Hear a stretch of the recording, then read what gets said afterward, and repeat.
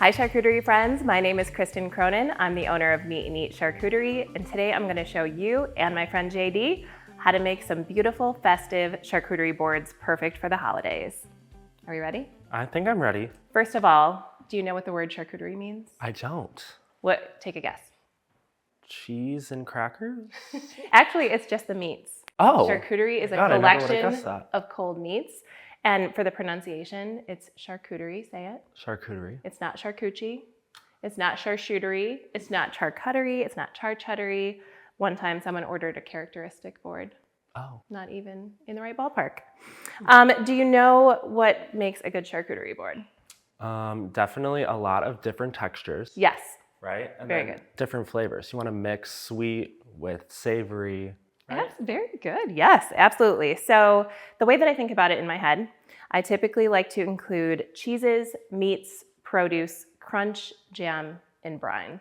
So Okay. those are the categories that I Yes. like to include. And you can see here that we have lots of different, like you said, textures, flavors, and a good mix of hard cheeses and soft cheeses. What's your favorite cheese? You might kill me for this one, but it's a cheese stick. No way! Meet you and my son. He loves that too. So we have lots of different cheeses here today, and I'm just going to show you a few. So the first one that we have is called Manchego. Manchego is a goat's milk or a sheep's milk cheese, and it's actually really good for digestion if you are lactose intolerant. Oh. So you always want to go for something like that. This is a Spanish cheese, and you can tell that it has a rind here. So would you guess that this is edible or not edible?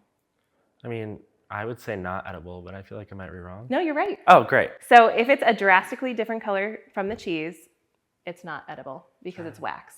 Oh, If it's okay. the same color as the cheese, like we have here with this brie, it's edible. So you can eat that. Okay.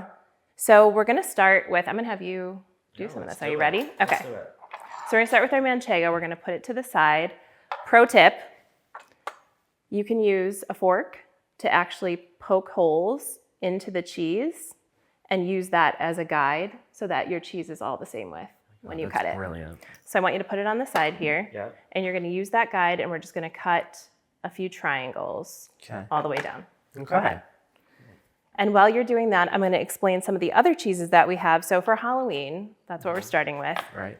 I love the different Halloween textures and colors. So we have this sage derby cheese, which kind of has a Frankenstein Funky. vibe. We also have a pizza cheese. So this is marinara sauce on the outside with a little bit of Italian seasoning. And this kind of has like the Halloween blood color. Right. Is that edible on the outside too? This is, yeah. Okay. So I would say the only exception to the rule is if it's soaked, if the rind is soaked in something. Right. So if it's soaked in wine, that's when you can still eat it. Gotcha. We also have a pumpkin spice cheese. So we're doing all the fall flavors. All the pumpkin spice girlies Yes. are gonna love that. And then we also have a white chocolate apricot Stilton. Have you ever had Stilton? No. You gotta try this one. Oh boy. It's very sweet. But I And like it's to crumbly, also, right? it's crumbly, soft, and I like to do a good mixture of sweet and savory cheeses. This is Isn't unbelievable. that amazing? Oh my God, it's like I know. cake. Exactly. That's what I know. I feel like it's Wow. like a birthday cake flavor. Yes. Also, essentials for holiday and Halloween entertaining. The dollar store has some of my favorite Halloween decorations. And the reason I say that is because you don't have to spend a ton of money on something that you're going to use for one day. Right. Typically, it's one Halloween party, one day. I don't want to spend a lot. So all of these cute little, we've got a skeleton, we have a coffin, we have the cute little Halloween Which are brilliant. treat too. cups to use, a spider. I found these ghost, those little veggie Aw. chips. So you can add all of these fun accents for not a lot of money. Little eyeballs too. Those are my favorite. So, okay, great job on these. So a couple ways to arrange manchego, and you can pick which one is your favorite. The first one is called the crown. So that's when they're all up this way. Right. You can also have them all going the same way like a lightning bolt, Oh. like that. Yeah. And then you can have them on their sides. We call this the zipper. That's my favorite. And I think that would also be really fun for like the ribs of the skeleton or the dragon tail. So you can have it going every other way, like that. Oh. So which one do you think you want to add? Go ahead. I'll let you add it right to the board. We'll put it right on our skeleton. I always do this one with the watermelon on like a fruit board. Okay. So I think I'm gonna have to go with this one. I love that. Perfect. And I like how you said it, like with the ribs. Yes. Very. It kind of matches. Bring them both together. Love it. Okay, next we're going to create a Frankenstein. Okay. So with the sage derby, there's really not much you have to do with this one other than adding eyes and some hair. But I will say one thing about wedge cheese. So a lot of people just put the wedge on the board. Do you know why that's a bad thing? Well, I just don't like it because then people are always like touching everything and you're like, you know what I mean? Yes, I think a lot of people also are intimidated to be the first person. Very true. Yes, I'm not intimidated. I'm Neither usually am the I. one to go right for it. But some people will say, oh, that's too pretty. I don't want to cut it. So I like to at least get it started. I think for this one, we're going to try to make more of a Frankenstein shape. So we're going to go with a square or rectangle. And then we'll add the rest of these crumbles. We're just going to add it over here. So smart. Don't waste anything, right? Exactly. So I'm going to have you add some eyes. Okay. And then while you're doing that, I'm going to take a dried plum. So I love to include all different types of dried fruits. We have apricots, we have plums, but we're going to use this for Frankenstein's hair. Brilliant. Oh my God. So we're going to cut this with just a little bit of a jagged edge. And then we're going to add it right to the top.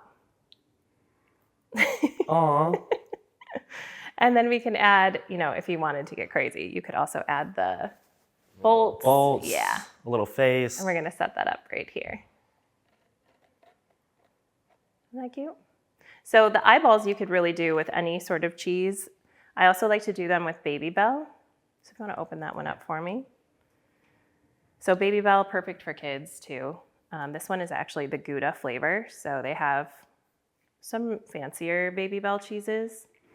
And you can use a knife to cut some teeth into the wax. God. So really simple. And then you can grab the eyeball. So we got a little bit of teeth here, and then we're going to add the eyeball. So it looks like he's peeking out. So you can do a couple of those too. And then we'll cut our pizza cheese. Okay. So we're going to cut this one into just wedges. Oh, easy. So I like to make everything bite or mouth friendly. Okay. Because again, you want it to be easy for people to just grab, put it on a cracker and go. Kind of like this, right? Exactly. Even with the grapes and stuff too, I like to cut them in bunches of 3 so that people can easily pick them right off the board. There's nothing worse than going through the line and grabbing like an entire thing of grapes that you're not going to eat. And you want to eliminate waste too. So for these, we're just going to fan them out. Okay, perfect. Now we're going to go on to the meats. So I like to include 3 different types of meats. These are my Halloween-friendly meats. Okay.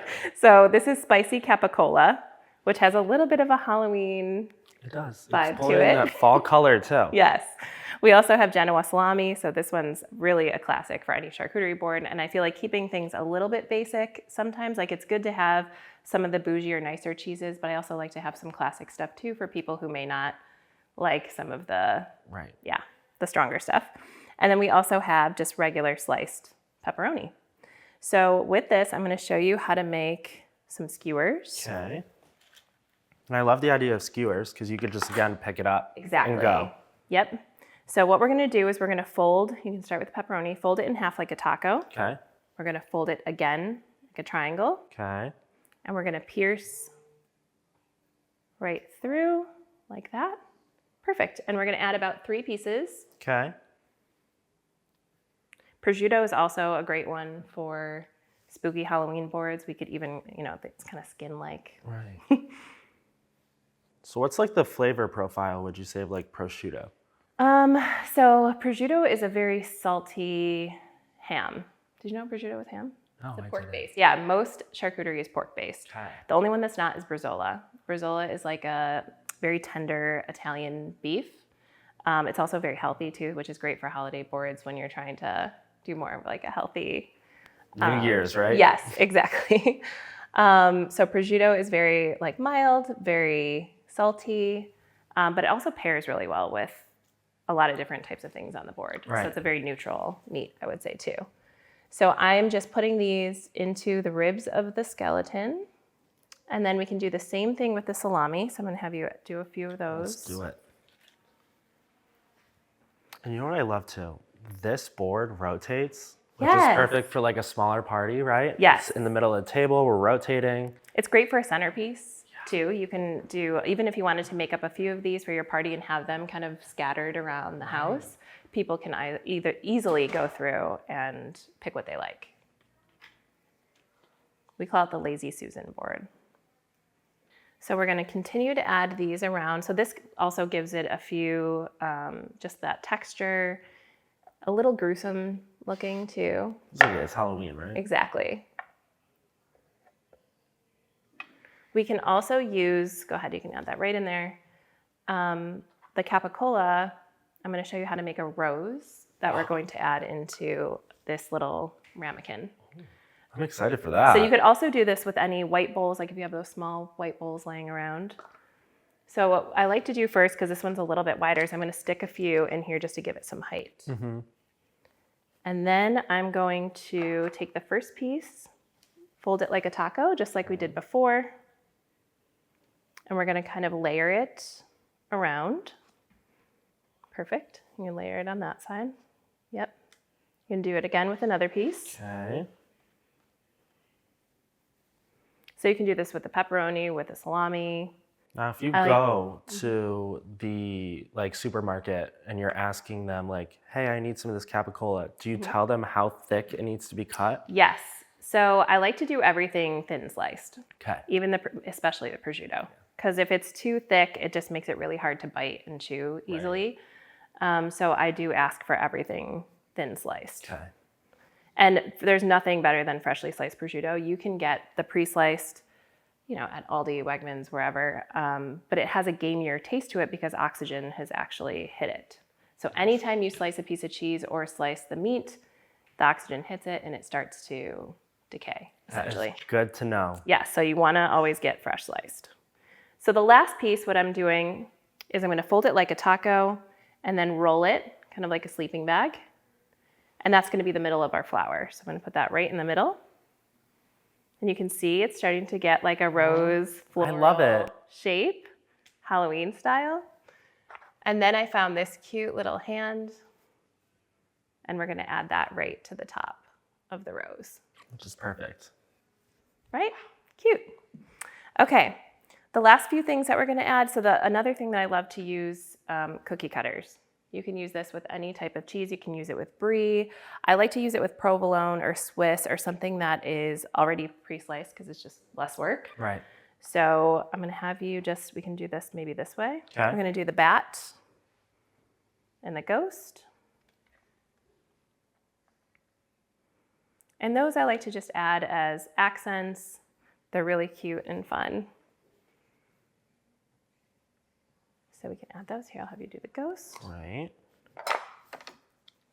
And honestly, this is like so much easier than I would think because a lot of times you're on like Pinterest and you're looking at charcuterie boards and you're like, oh my God, that's going to take me forever before people come.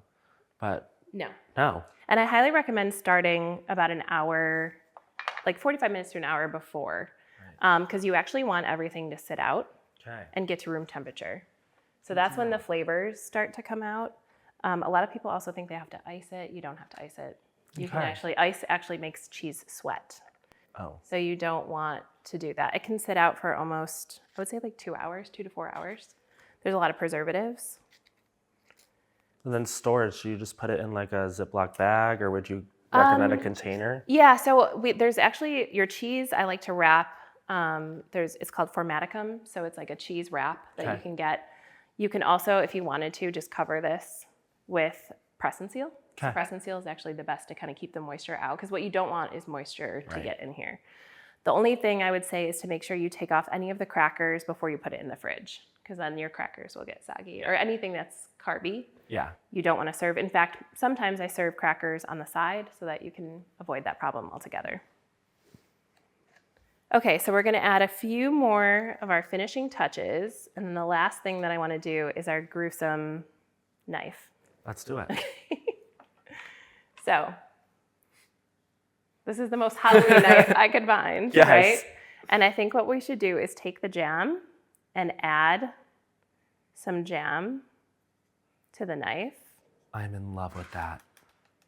And you could do this even with, I saw one with like a skeleton rat. Yeah. And you can add it to the rat's mouth, Right. like popping out of the cheese. So we're gonna add some jam. I love this. And we're just gonna lay it right here in the middle to give it that little gruesome feel. Done. In love. What do you think? One of my favorites. And everything on here is just so accessible.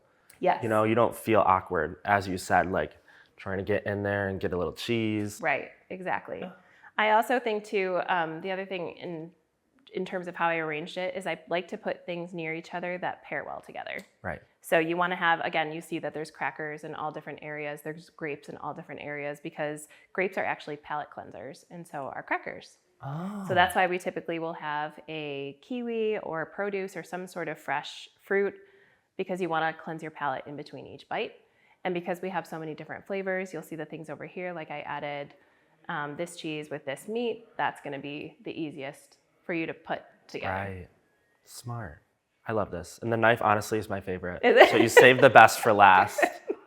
It's so easy. Well, thank you for helping me out. Thank you. I can't wait to see this at your holiday party. If you make one, make sure you take a picture. I will. Make sure if you do make one to tag, like, comment below.